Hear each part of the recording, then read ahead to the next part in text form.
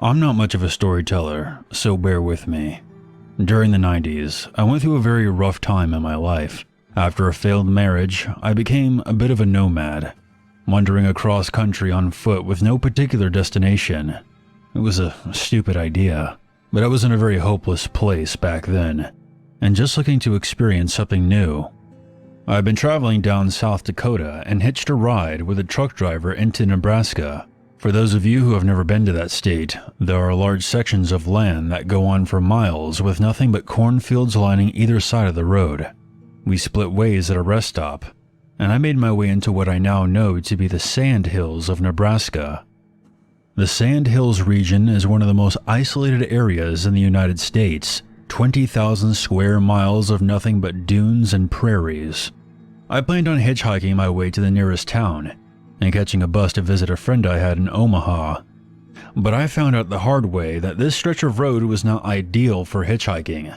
I barely saw any cars going down this road, and the ones that did completely ignored me. 12 hours had passed, and I was running low on food and water.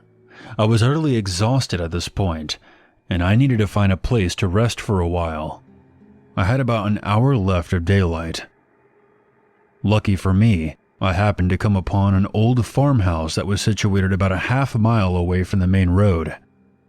From a distance, I thought this place may have been occupied, but when I got closer, it was clear to me that this house was abandoned. This was around the fall, so weather in Nebraska wasn't terrible.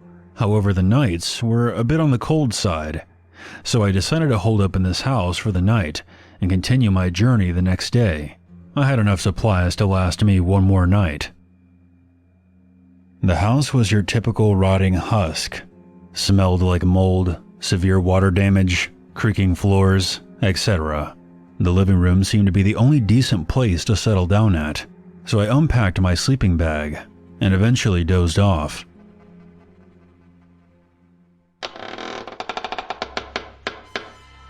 I woke up to the sound of floorboards creaking. I immediately sat up and listened. I could hear several pairs of footsteps thudding all around the house. They were coming from upstairs, downstairs, on the back porch outside, and even in the same room with me. But I didn't see a thing. I quickly got to my feet and walked over to the nearest window and peered out. What I saw was truly alarming and sent a wave of nausea through my entire body. Several cloaked figures were standing side by side. They appeared to be encircling the house. Because of the footsteps I heard, I thought there may have been people in the house with me. So in an effort to defuse things, I made another big brain decision and spoke up. Hello? I'm sorry if I'm trespassing. I was just looking for a place to rest for the night. I thought this place was abandoned. Again, I'm sorry. All the footsteps stopped at once. An eerie silence followed. It was so quiet that I could have heard a mouse shitting in the corner. I got this real bad feeling in my gut, so I reached into my backpack and pulled out my hunting knife. I gathered the rest of my things and slowly moved out into the hallway. Aside from the mysterious figures outside, I was also thinking of what was making those footsteps inside the house. As I said, I heard several footsteps when I woke up, so I figured it wouldn't be long before I ran into someone inside the house. But after combing the entire downstairs, I didn't see or hear anything. I could tell something was very off. That bad feeling I mentioned earlier intensified, despite the fact that I knew there was a bunch of weirdos in cloaks waiting for me outside. Something told me that if I didn't leave the house that very moment, something terrible was going to happen to me. The house was located in a wide open clearing. Beyond the clearing was a barrier of tall grass. When I left through the front door, I stopped directly in front of the house. No matter which direction I looked, I saw another hooded menace blocking my way. I suddenly felt this heat on my back. I quickly turned around. I cannot explain how this happened. Moments before, I was inside that house, walking around, and it was now on fire. I backed away. I decided I was going to run through the figures and get the hell out of Dodge. But when I turned back around, the figures were nowhere in sight. Things were getting way too bizarre for me at that point.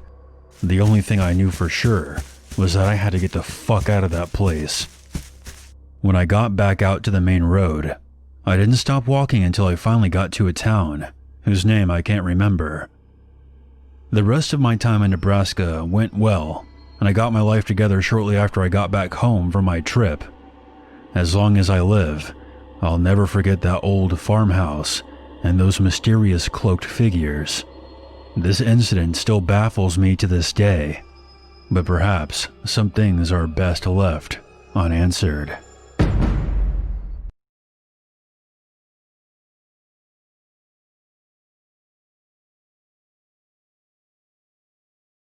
Have you guys experienced this before?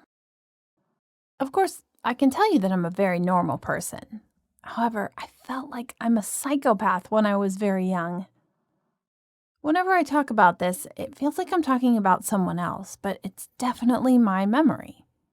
Let me tell you some of my childhood memories. I'm going to start my first story lightly. My mom said that when I was young, I would often pick up a few worms from the ground, bring them home, and divide them into a few pieces with a shovel. Secondly, I dimly remember it, but after fighting with my sister, I always couldn't hold back my anger. So I used to walk around with a blade cutter to make a rattling sound, putting the blade up and down. My third story is, just when I learned walking around, I happily went to greet my second sister bringing a knife when she came home. That's what my mom said to me too. She said I especially liked knives when I was young, and I don't know why. The fourth story, one day my mom went to the bathroom to take a shower, leaving me alone in the living room. As I was a little child back then, I was watching TV, and there was a scene about a doctor who was doing surgery. And I guess I wanted to copy his motion with the same way. So I stabbed myself in the stomach with a knife a little bit. My mom came out of the bathroom at the same time, and of course she was very surprised and even shocked. She took me to the emergency room that day. I had a slight surgical scar on my stomach until when I was in elementary school, so that can be a proof that it's a literally true story. The fifth, I recently found an album in the wardrobe a few days ago. The pictures were mainly about me and my mom. However, some of my mom's pictures in the album were kind of weird. It's like her eyes were cut out as someone had purposely pierced it. "Hey, Mom, what's wrong with these pictures?" I asked her. And she answered, "When you were a kid, you would always get angry and pierce my eyes on every picture of me whenever you argued with me." My mom in those pictures was smiling pretty when she was young, but I've ruined all of them. I felt really sorry. When I wrote down like this, I thought I was crazy or something, seriously. But when I was talking with my mom about the past, I didn't believe that I did it. And finally, the last story is the main point of why I had to write this, because this is the one that only I remember and which is that my mom will never know. I still don't know why. Anyway, I was in elementary school at the time. One day around 3 p.m., my mom came back from work and fell asleep on the couch. And like a psycho in a thriller movie, I grabbed a big knife in the kitchen and slowly approached my mom. I went right in front of her and just stood there staring at her for a long time. At this time, I felt like it was me doing this, but on the other hand, it was not me. Then I remember that she twisted a little, as if she was going to wake up, and being surprised, I put the knife back in place. This story is a secret that I can never tell my mom, no matter how much time goes by. Pretty goosebumps, huh? But there's something even more creepy. Not long ago, my mom told me about her childhood story with her grandmother. And turned out she once stood behind my grandma's back holding a knife when she was a little kid, like me. But when Grandma turned around and asked my mom what she was holding there, she finally recovered her consciousness, and she put the knife back in the kitchen. You see, it's a very similar story to mine. Of course, she never knows what I did that day. She just told me her story accidentally. Don't you guys think it's a creepy? I'm just wondering if the psychopath's temperament is the reason of genetics influence.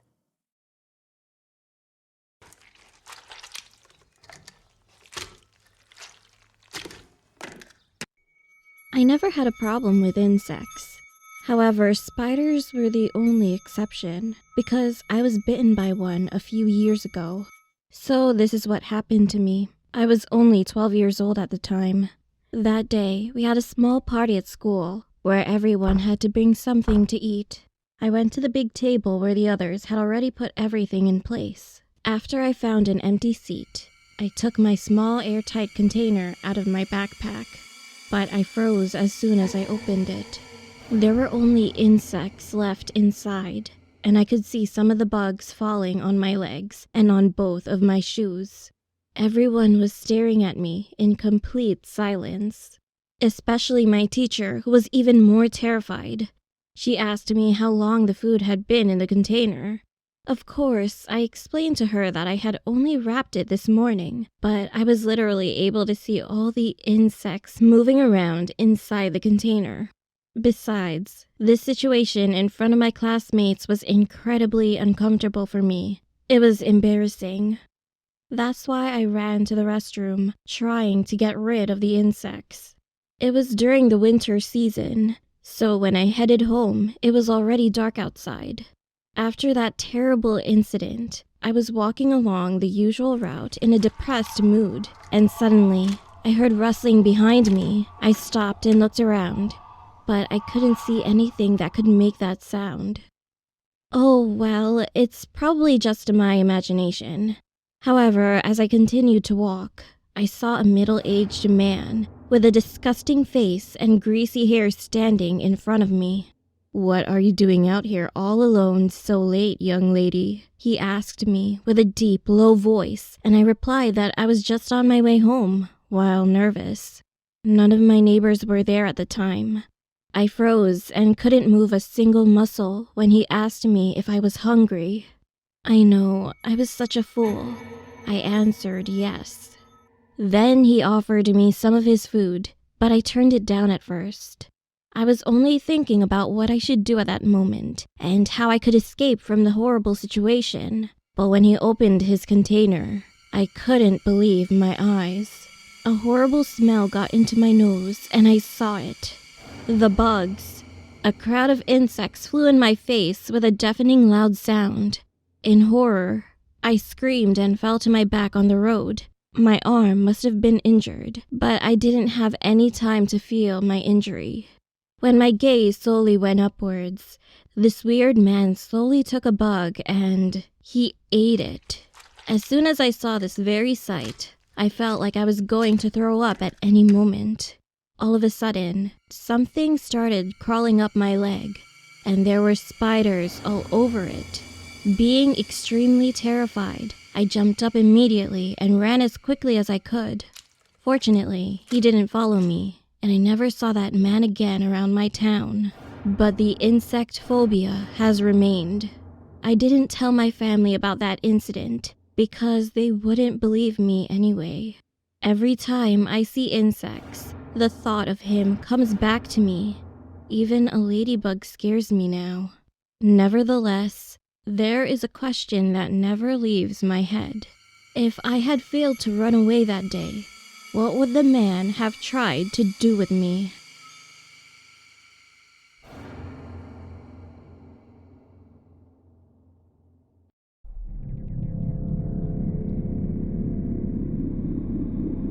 I moved into an apartment a few years ago.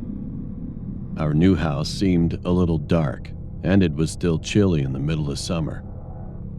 And after moving into the house, my family conspicuously began to act a little strange. One day, my parents were in the living room and sitting and watching TV, and something was weird. My dad was laughing with his eyes and mouth wide open. Ha ha ha, laughing like this. And my mom was giggling like crazy. However, I was very young at that time, so I would often copy that figure, thinking that was kind of play for adults. And another day, they would have a conversation lying down at the kitchen table. Should we go now? No, later. No, we should go now. Something like this.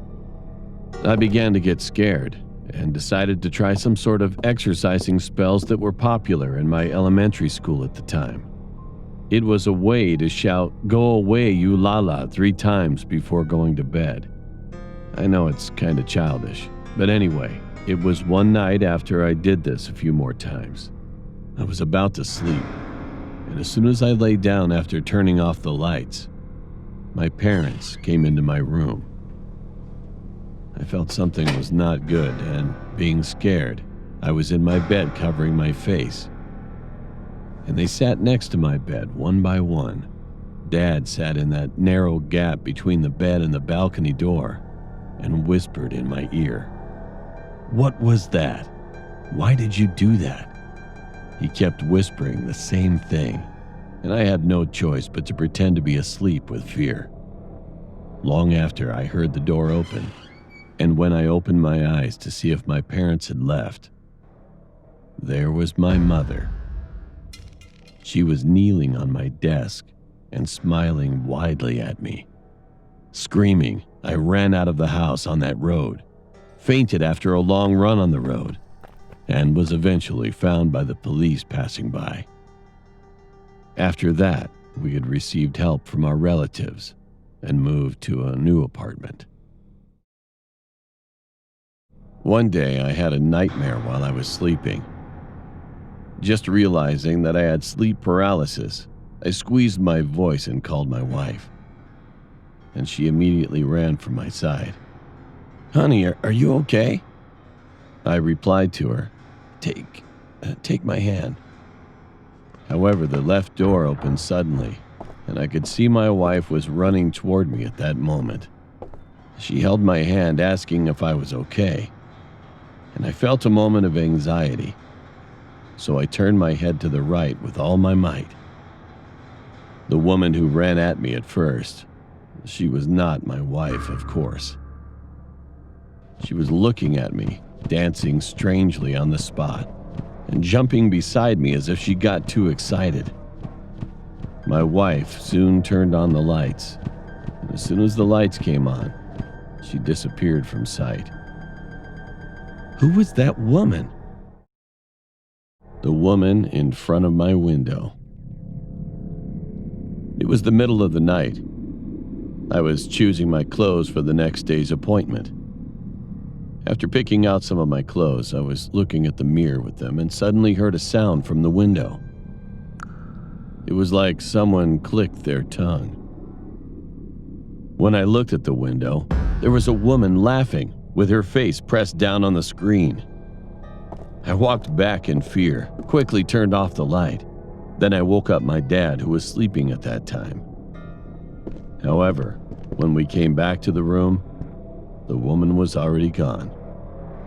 What's even scarier was that our house had its own yard, and it was on the other side of the houses in town. How did she get into our house and stand in front of my window?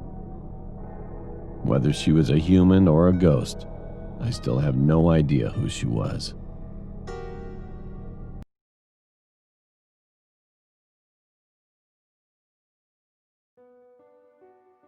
It happened 3 years ago.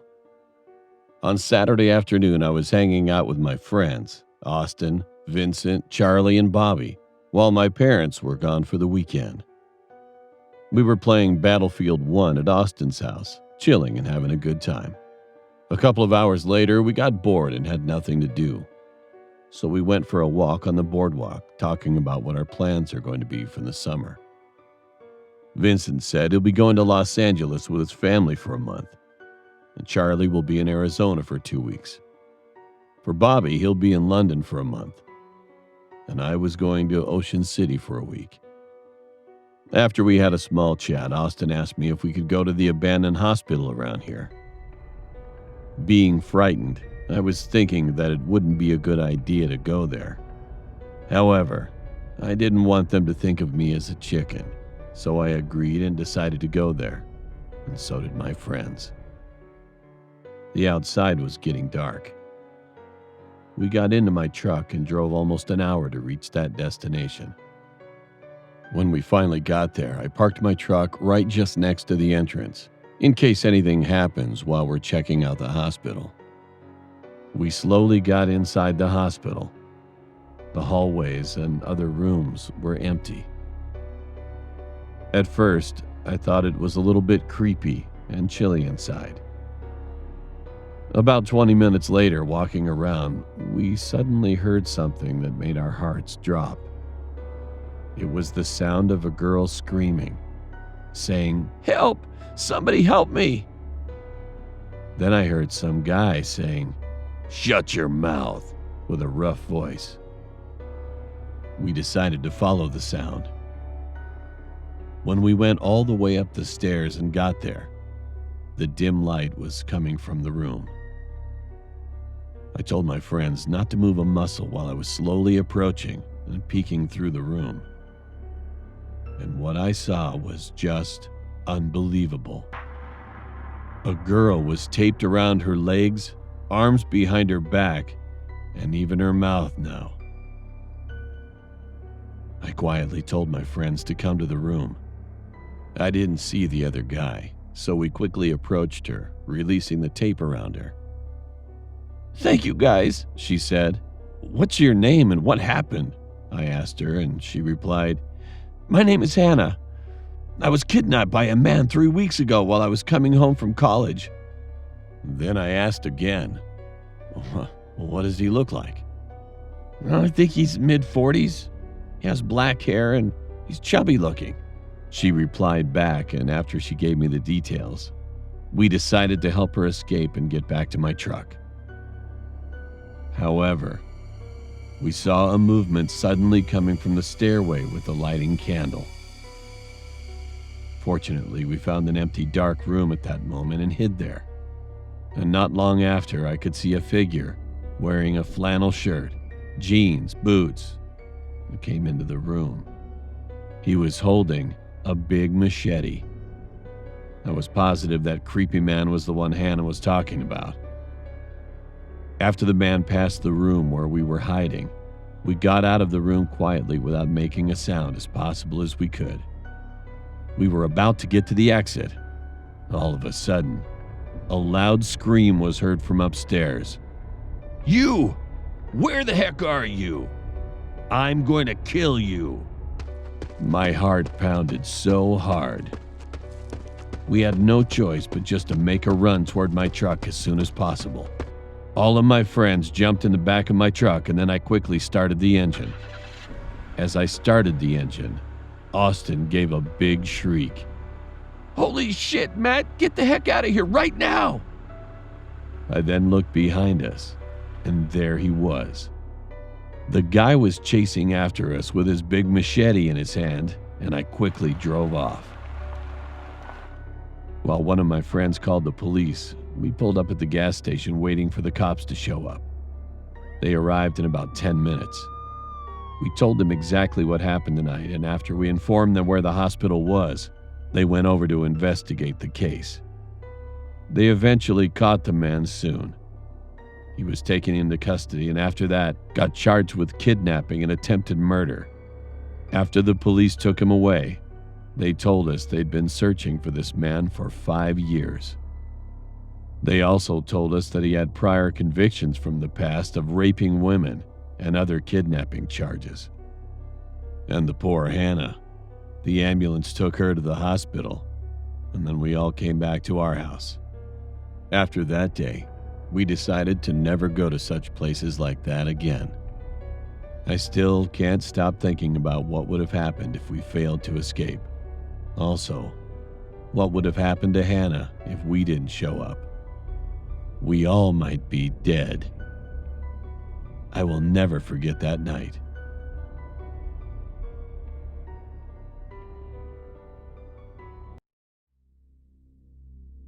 My name is Bree. This happened in 2016. I was 19 years old at the time.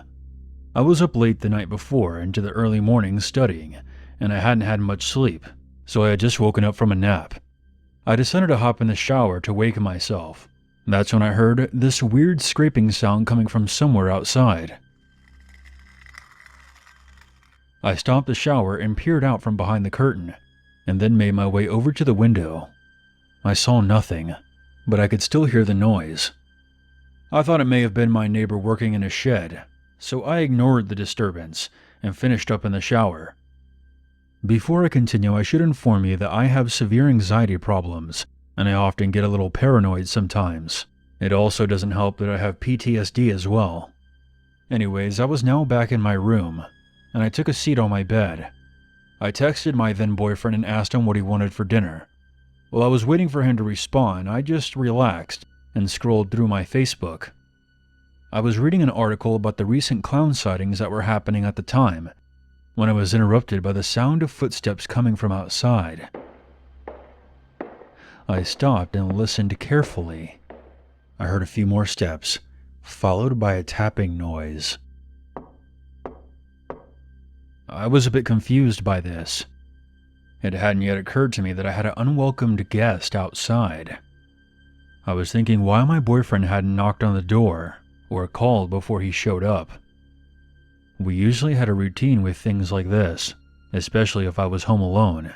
He would either text, call, or FaceTime me to let me know when he was on his way home, or if he was at the door, because there had been a lot of shady activity around our neighborhood at the time.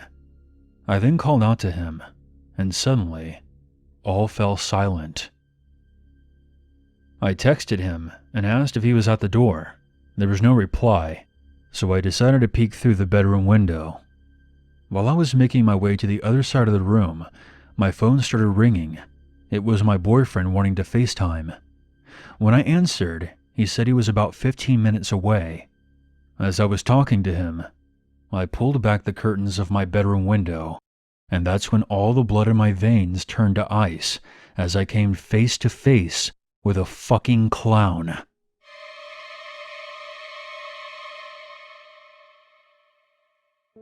I know I wasn't hallucinating. An actual clown was looking at me through the window, smiling.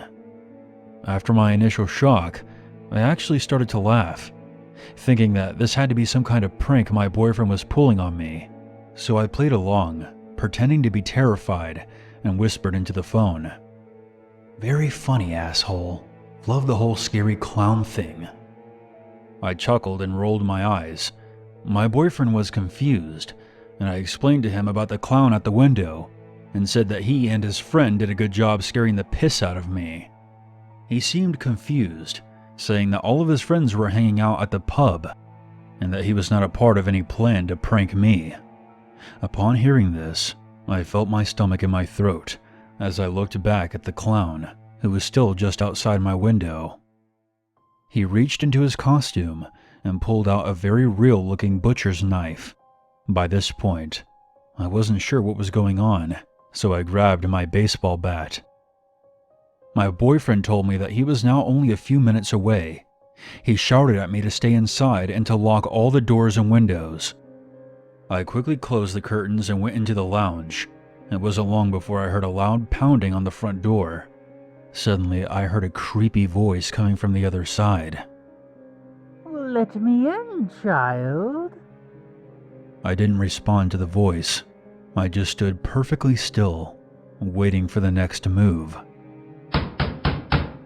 Loud pounding rang out again, causing the door to rattle on its hinges, but I kept quiet, even when I heard the doorknob rattling. Although I was pretty scared at this point, I was also getting a tad irritated, and yelled out to the clown, "Fuck off! Go annoy someone else!" I then heard muffled laughter, followed by the creepy voice. "Please let me in, doll. I just want to play. I want to play with your insides." I had enough of this. I was about to go out and confront this creepy asshole myself when I heard my boyfriend's voice, who was still on the phone, say, "Hang up and call the cops." After some consideration, I thought that maybe confronting the creepy clown outside with a butcher's knife was not the correct course of action. So I did as my boyfriend said. I left the lounge and was soon explaining to the police dispatcher the situation. I was on my way back to my room when I heard the sound of glass breaking. I stopped in my tracks and told them that I think the clown just broke into the house. They immediately told me to get somewhere safe, and that's when I heard my ex yelling out, "Hey, what the fuck are you doing? Get the hell out of here. The police are on the way." The clown just bellowed out a psychotic laugh and took off. As I made my way back into the bedroom, something caught my eye. I peered out the window. Through a gap in the curtains, I saw another clown. He appeared to be holding some kind of saw blade in his hand. I went to move, but I was like a deer caught in the headlights. I couldn't move or scream. Fear then overcame me, as I realized my boyfriend was now out there with 2 creepy clowns. I screamed into the phone, "There's another clown outside my bedroom. Please hurry." After a few moments, I was relieved when I heard my boyfriend at the back door. I quickly let him inside. We then held each other tightly until the police arrived. After taking our statements, the police discovered a rusted hacksaw and an axe lying on the ground outside of my bedroom window. There were red marks all over them. Of course, the creepy clowns that had turned my night into a freak show were nowhere to be found. After that night, I struggled to fall asleep. I often think to myself, what would have happened to me if I had been stupid enough to open that door? Were they just a couple of thrill seekers looking to frighten a girl who was all alone? Or were they, in fact, out for blood?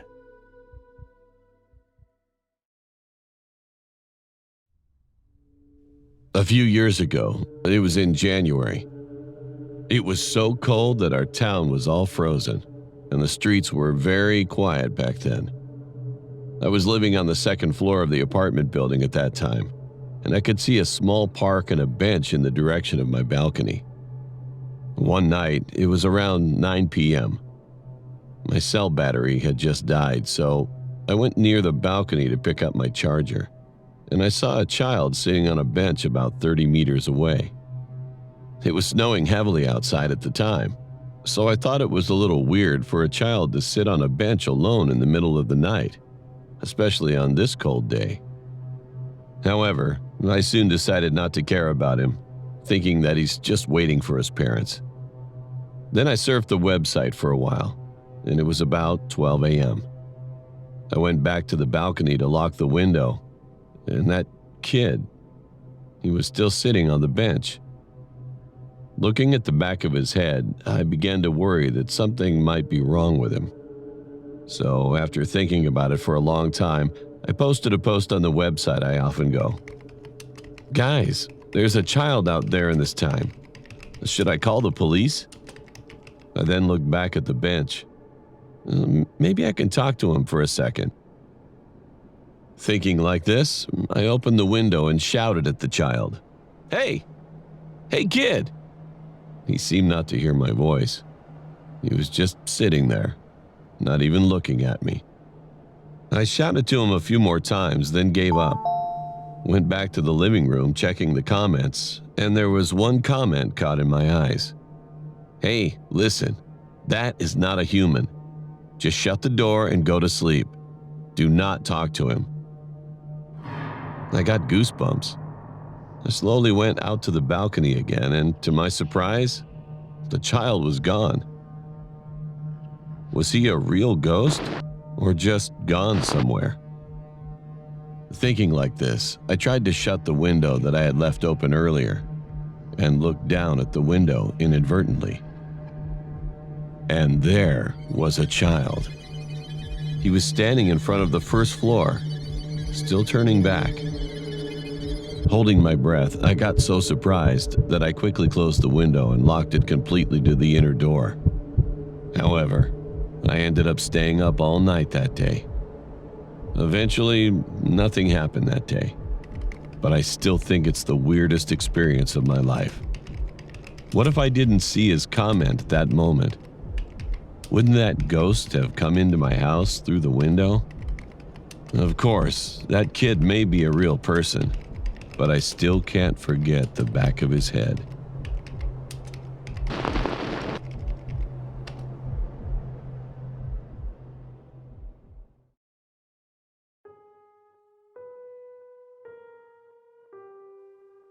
I currently live in South Korea, and this story is about my experience. I used to suffer from nightmares without any reason during my freshman midterm exam. At first, I couldn't remember my dream well when I woke up and just thought it was because of stress, as it was the middle of the exam period. However, the nightmare continued on even after the exam, and it became clearer, so I remembered it vividly in the end. And the weird thing was not just that. Exactly 4 dreams kept repeating. In the first dream, I grab a woman in hanbok from a large hanok-style house and drag her down to the front yard.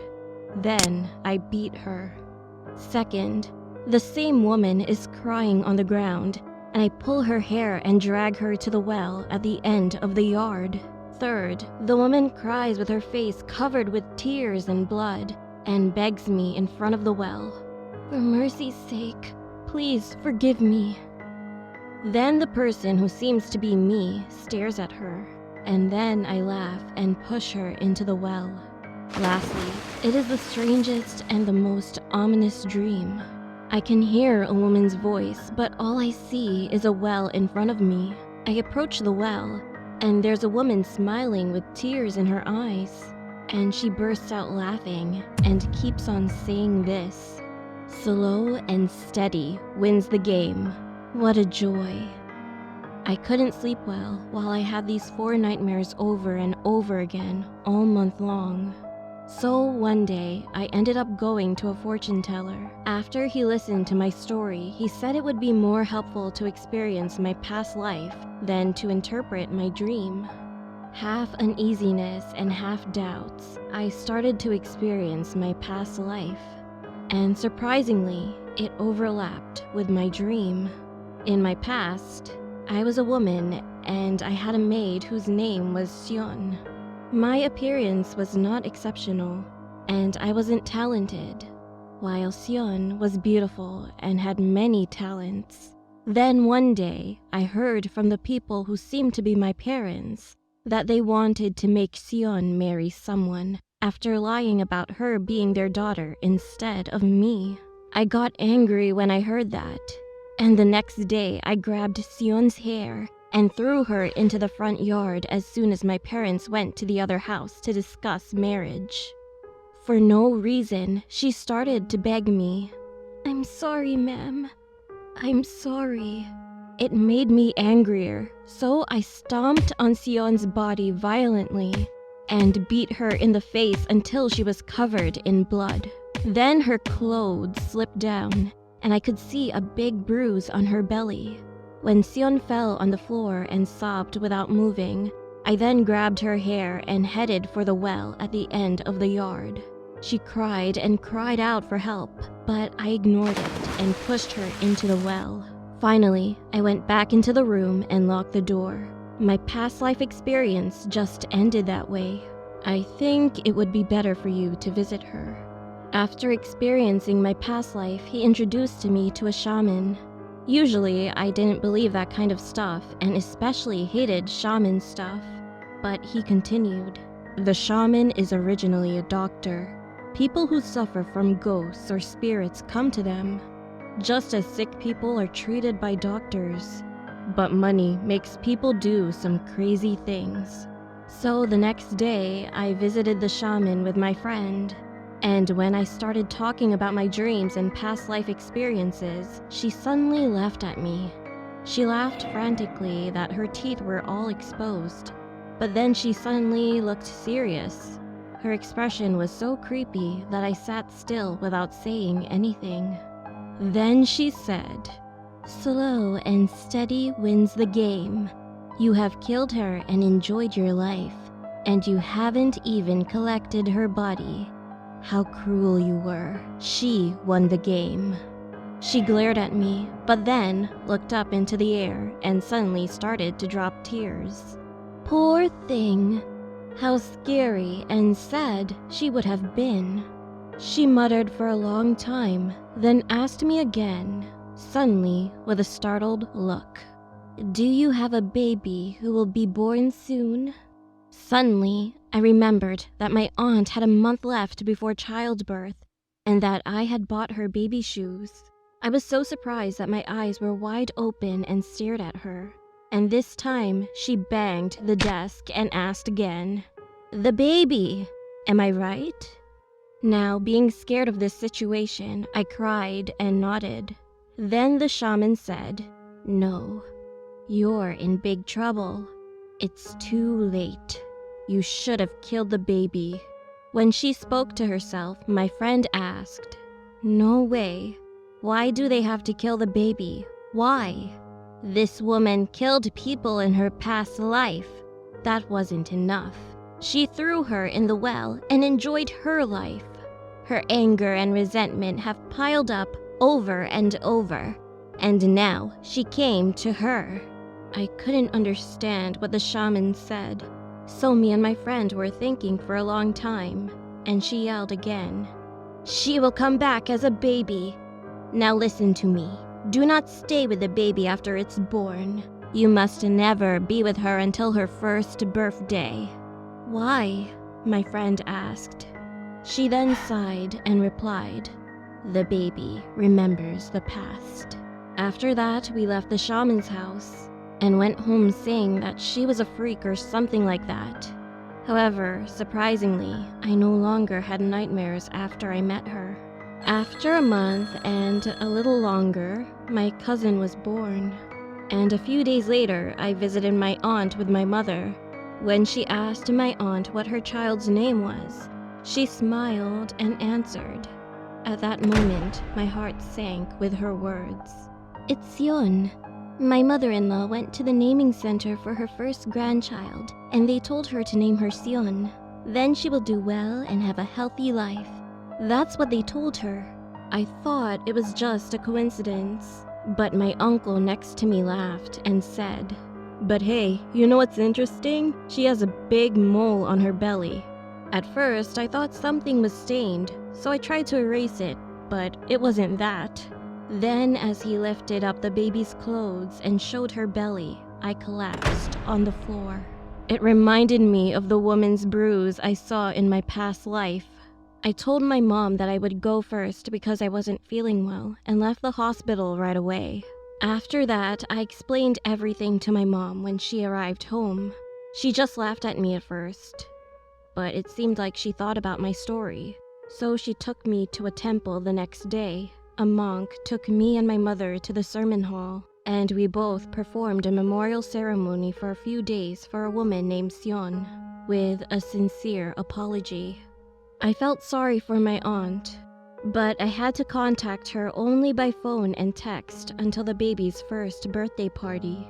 About 2 months later, I had a dream. A woman came to me and I could see she was crying.